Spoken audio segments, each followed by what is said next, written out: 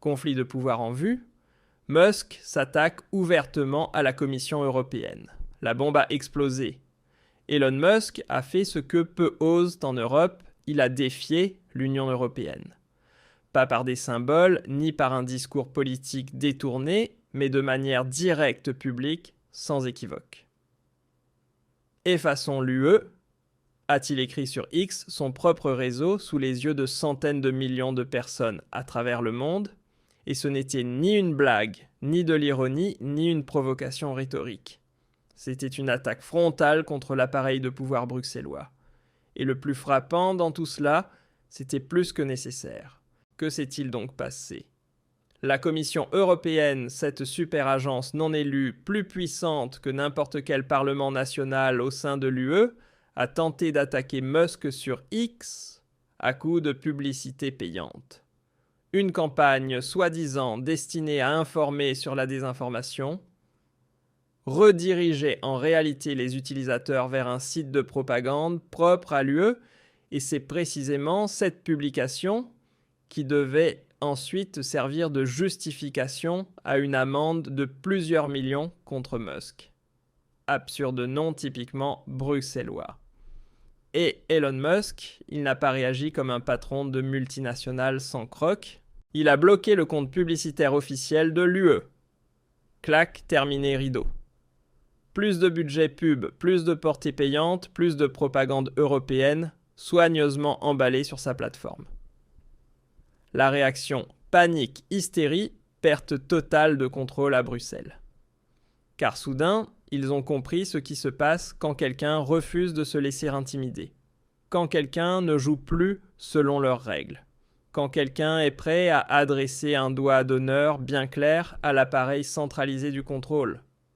Salutations distinguées à tous ceux qui, en entendant le mot démocratie, ne pensent pas automatiquement à censure, contrainte et bureaucratie à plusieurs milliards. Bienvenue chez Vergeheimlicht. Le fait est là, l'UE a cru qu'elle pouvait tout se permettre. Lutte contre les fake news, disent-ils. Mais qui décide de ce qui est faux, Bruxelles, toujours Bruxelles. Et lorsque quelqu'un comme Musk répond « non pas avec moi », alors on sort aussitôt la grosse artillerie, contenus illégaux, discours de haine-amende de 120 millions d'euros, la tentative d'extorquer une entreprise indépendante par des moyens politiques, ce n'est pas un hasard, c'est un calcul stratégique. Et comment réagissent nos commissaires préférés quand on leur arrache le masque par les habituels jeux de fumée ? Jan Skluj, analyste politique, a osé affirmer sérieusement qu'il existerait une alliance entre bellicistes russes magnates de la tech américaine et politiciens hostiles à l'UE visant à détruire l'Union européenne. Pardon, être contre l'UE, c'est automatiquement être fan de Poutine et ennemi de la démocratie. N'a-t-on donc rien retenu de 2022, de la cancel culture, de la propagande du contrôle de l'opinion, motivée politiquement ? L'Europe n'est pas l'UE. Et ceux qui critiquent la bureaucratie bruxelloise ne veulent pas détruire l'Europe, mais la sauver. C'est exactement ce que fait Elon Musk. Il s'oppose à un appareil qui prétend pouvoir définir la vérité. Ursula von der Leyen a déclaré mot pour mot « La désinformation est comme un virus contre lequel il faut immuniser la société ». Qu'est-ce que cela signifie ? Censure préventive, police de la pensée. Bienvenue dans le 1984 d'Orwell, sponsorisé par la Commission européenne.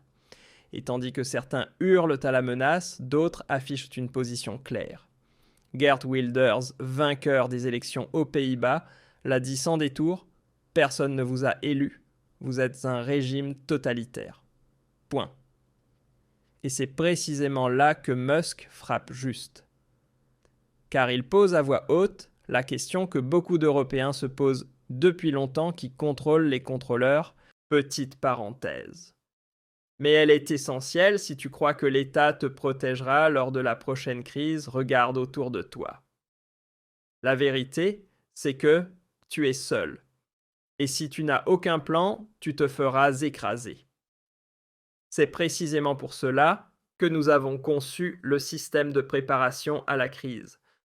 Mon cours complet, étape par étape, pour protéger ton argent, ta liberté et ta vie, avant qu'il ne soit trop tard. Le lien est dans la description. Et soyons clairs, celui qui ne comprend pas cela en 2025 commettra l'une des plus grandes erreurs de sa vie.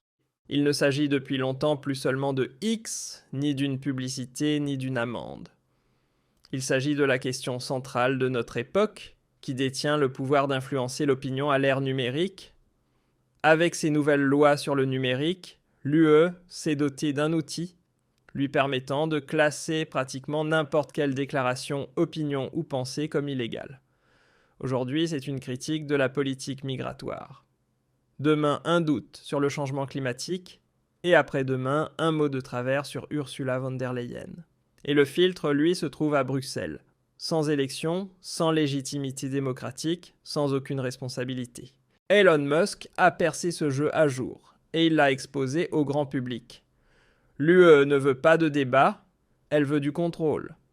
Pas de diversité, mais de la pensée unique. Pas un réseau libre, mais une laisse numérique pour tous. Et c'est pour cela qu'il fallait écarter Musk. C'est pour cela que tous les amis de l'UE sonnent désormais l'alarme. C'est pour cela qu'on parle soudain de déstabilisation, d'ingérence d'ennemis de la démocratie. Mais au juste, n'est-ce pas exactement ce que Bruxelles fait depuis des années ? Ingérence, intervention dans les lois nationales, manipulation d'opinion financée par les médias publics, censure assurée par des vérificateurs de faits qui, par un étrange hasard, défendent toujours la même ligne politique.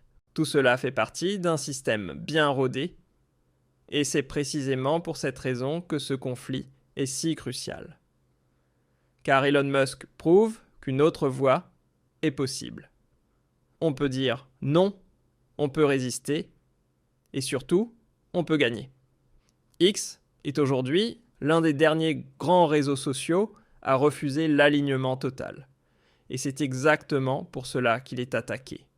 Par des moyens politiques, par des menaces juridiques, par des campagnes médiatiques hostiles. Mais le calcul ne fonctionne plus. De plus en plus de gens voient en clair dans ce jeu.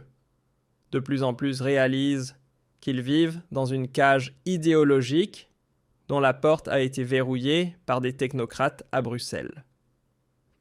Et ils sentent bien que cette porte doit être enfoncée, non pas par la violence, mais par le courage de dire la vérité. Donald Trump l'a déjà affirmé depuis la Maison-Blanche, les États-Unis ne se laisseront plus dicter leur conduite par l'UE. Pas de monopole mondial de l'opinion, pas d'alliance transatlantique pour censurer. Les relations entre Washington et Bruxelles sont au plus bas. Et ce n'est pas à cause de Trump, mais bien à cause de Bruxelles. L'UE s'est mise à dos, la Russie, les États-Unis, et maintenant une grande partie de la population européenne. Le climat bascule, la participation électorale chute, la confiance s'effondre. Les gens en ont assez de ce monstre bureaucratique qui prétend parler en leur nom, mais qui en réalité ne les connaît même pas. Et c'est justement là que réside l'espoir. Car là où l'oppression grandit, grandit aussi la résistance. Elon Musk a beau être milliardaire en cet instant, il incarne pour beaucoup un symbole. Un symbole de liberté d'expression, de souveraineté numérique, du courage de dire non. Et c'est pourquoi la question décisive est la suivante. Allons-nous le soutenir ou laisserons-nous l'UE imposer définitivement son agenda de censure ? Choisissons-nous la liberté ou la soumission ? Nul ne peut prendre cette décision à notre place, mais elle doit être prise maintenant. Car si nous nous taisons aujourd'hui, il sera trop tard demain. Si nous détournons le regard aujourd'hui, demain, on ne nous écoutera plus.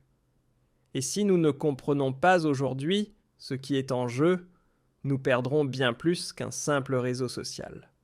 Nous perdrons l'avenir de l'Europe. Salutations à ceux qui l'ont compris et à ceux qui ont le courage de le dire à voix haute. L'ère des silencieux est terminée. Voici venir le temps des voix libres. Le temps des voix libres.